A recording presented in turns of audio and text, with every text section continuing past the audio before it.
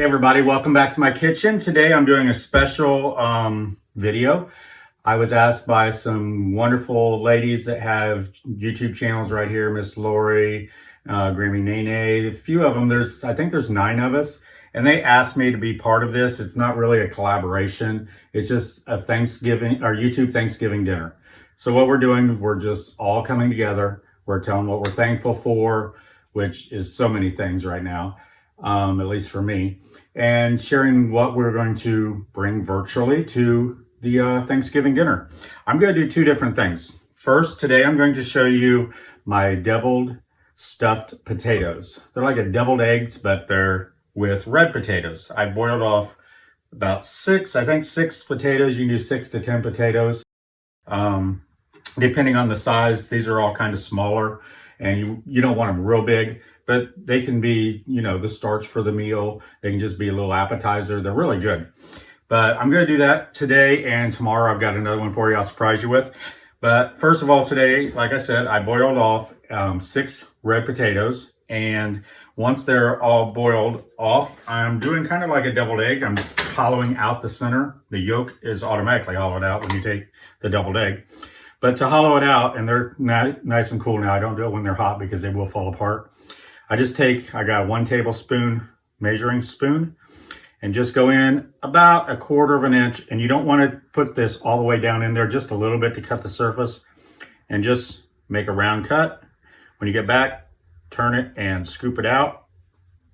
That way, and throw this in there. That way you still have potato all the way through and you have a nice cup to hold your filling.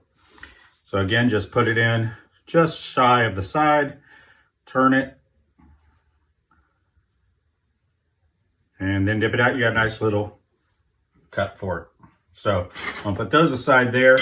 I've also got 2 eggs that I boiled off, and I just threw these eggs in with the potatoes while they were boiling. I let them cook for 10 minutes. And then once the 10 minutes was up, I just took those out and let the potatoes continue boiling. Now I did put them in ice water as soon as I took them out. I found that it makes it a lot easier for them to peel. And these peeled really good. Unfortunately, the older the egg is, the easier it is to peel. So sometimes I worry about that. I get an egg that peels so well, I'm thinking, how old is that egg? And since I don't have chickens, and I've already ran out of the fresh eggs that I got from my friends Heidi and Matthias when I was in North Carolina, these are store-bought. So we're just going to chop those up, just like you're making an egg salad or putting them in potato salad. Get that all chopped up there. Put that in the bowl. And then my recipe calls for 4 strips of bacon.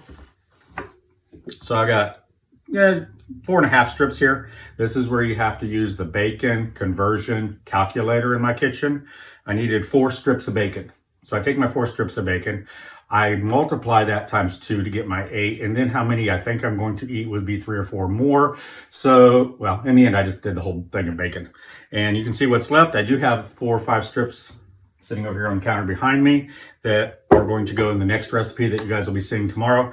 But I always have to make extra because this bacon never ever lasts. As I'm frying it, I gotta check it, make sure it's not too soft, not too crisp. Bacon's just great in anything. So we're just gonna chop this up and put that in here. Now I'm gonna reserve a few pieces of it, and we're gonna garnish the top so people can see what's in there, just like what you do with deviled eggs. Just put some green onions or something on top, or paprika. This, we're gonna put some bacon on top. So I will put most of the bacon in there. I'm gonna leave the little pieces for decorating the top. And I'm going to just go ahead, I've got a shallot in here. If you don't have a shallot, a small shallot, you can use like 1/4 of a sweet onion. You don't want real strong onion, you want it sweet. So go ahead and put that in, and then I'm going to use this cup to reserve the rest of this bacon for the end. There we go. Don't waste any of that bacon.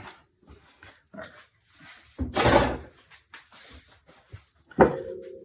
So now I've also got about 1 tablespoon of chopped garlic that I'm going to put in. 1 tablespoon of red wine vinegar. Actually, I think it's apple cider vinegar, not red wine. Apple cider vinegar, I put. And I've got 4 tablespoons of Mayonnaise, you use your favorite mayonnaise. I know everybody's got a favorite. Some people like Miracle Whip, some people like Duke's mayonnaise. Just use what your family likes. This isn't a debate. And then I've got about 2 teaspoons of dried parsley. I'm going to put most of that in there. Like the bacon, I'm going to reserve some and put in at the end or on the end to decorate.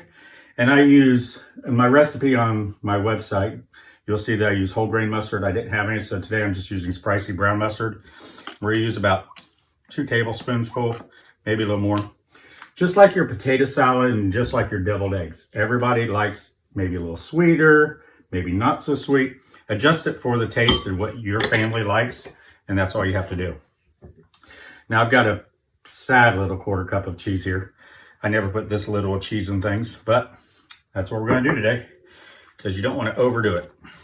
So now we're just going to go in and mash all this together. Get those potatoes chopped up a little bit. And just bring this all together. Now I have done this before. I put, instead of the full thing of mayonnaise in, I put sour cream in it. If you taste it and it's just a little too tart, you can put just a tad bit of sugar in there or honey. That would be good too. But as you can see, it just kind of looks like a potato salad or egg salad coming together here. And this is just one of the different things you can put on your Thanksgiving table. Everybody has their own traditions. Everybody follows certain traditions their families just looks forward to. Like at my mom's house, I always look forward to her, up north they call it pot pie, but chicken and dumplings that she does with the flat dumplings like I do. I always knew that was going to be there. I always knew she was going to have her banana pudding. I always wanted that. But this is something I started probably about 8 years ago, 10 years ago. And everybody seemed to like it. My house is usually where all my friends come to. And they liked it. It's just something different. But now it's something they expect. And they're really happy to see and thankful to have. So we got that all pulled together. Let me clean up my mess here because I got a lot of stuff going on.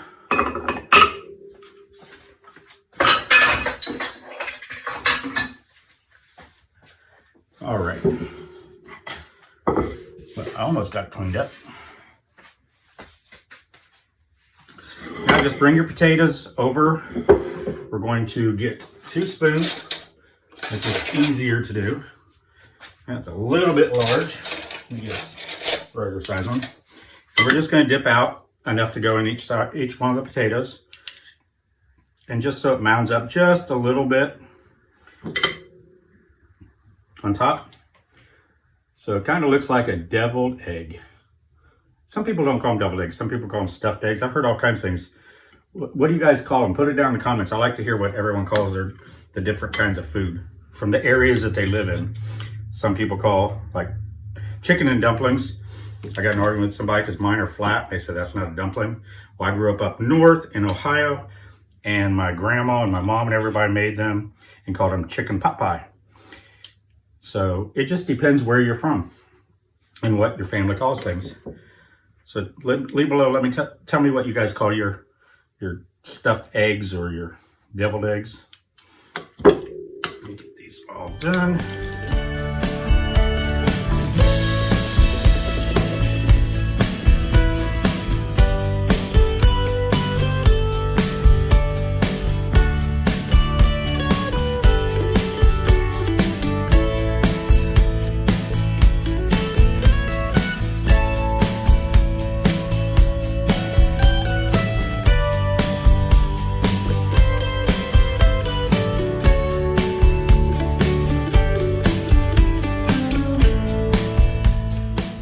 Okay, but I'm thankful for my family teaching me the things they did, especially my mom, my aunts, my grandpa Cecil, my grandpa Norm, and grandma Jean, of course, taught me how to prepare things, Grandpa Cecil, when I was in high school, he said, boy, you need to take a home ec class. I don't even think they take or do home ec classes anymore.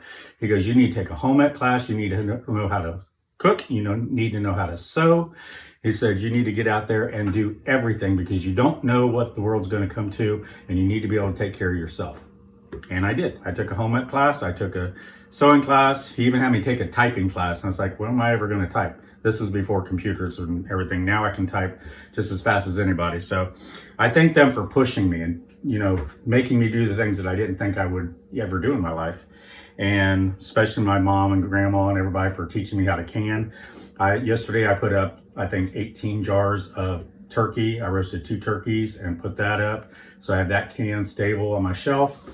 I think it's just the past, the people in my past that I'm thankful for who made me what I am today. So good or bad, if there's something bad about me, it's y'all's fault that made me this way. So here's our potatoes, all nice and stuffed. I'm going to finish them off with a little parsley, which I do sometimes on my stuffed potatoes, stuffed eggs, deviled eggs, whatever you want to call them. You're gonna eat, and you're going to eat with your eyes first. When you walk in, you see something, if it looks good, it's going to be good. Well, we hope so. And then I'm just going to decorate the top with a little bit of this bacon, so people know that there's bacon in it, and they're going to want it because I don't know anybody in my family who doesn't like bacon. And if they do, I'm so sorry. As we say, bless your hearts. Here we go. Just finish that off. And there is our deviled baked potatoes. They are delicious. I'm going to find the smallest one in here that I'm going to take a bite of. Of course, the smallest one's got the most stuffing. Actually, you know what? I'm going to go for this one over here. That is good. I did not taste this. I should have tasted it before I stuffed it because I didn't know if I need more salt or pepper. I don't need any salt. Those are delicious. Excuse me if I have it on my lips. It tastes almost like a deviled egg, but then you got the texture and the creaminess of the potato underneath. These are delicious. Put these on your Thanksgiving table, on your any night of the week table. Your family's going to love these. They're just a bit changed from what they normally have, but give them a try. Again, I'm going to put all the ladies that are doing the videos down below in the description. I'm going to set this down. I'm not there since I already bit off of it. I'll put that all down in the description along with this recipe.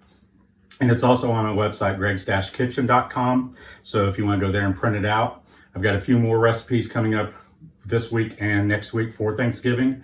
If you go to my website, gregs-kitchen.com, you'll see on the right-hand side, there's a little Thanksgiving agenda collaboration button. I'll put a picture of it right here.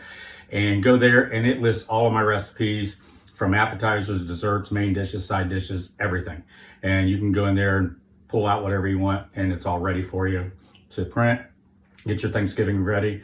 I hope you guys have a wonderful Thanksgiving. I am so blessed to be part of this YouTube Thanksgiving dinner that the ladies invited me to be a part of. And tomorrow I will bring you another recipe. I'll give you hints, a casserole. And of course, it's got bacon in it if the bacon lasts. So I'll see you guys again soon. Take care and love y'all. Bye-bye.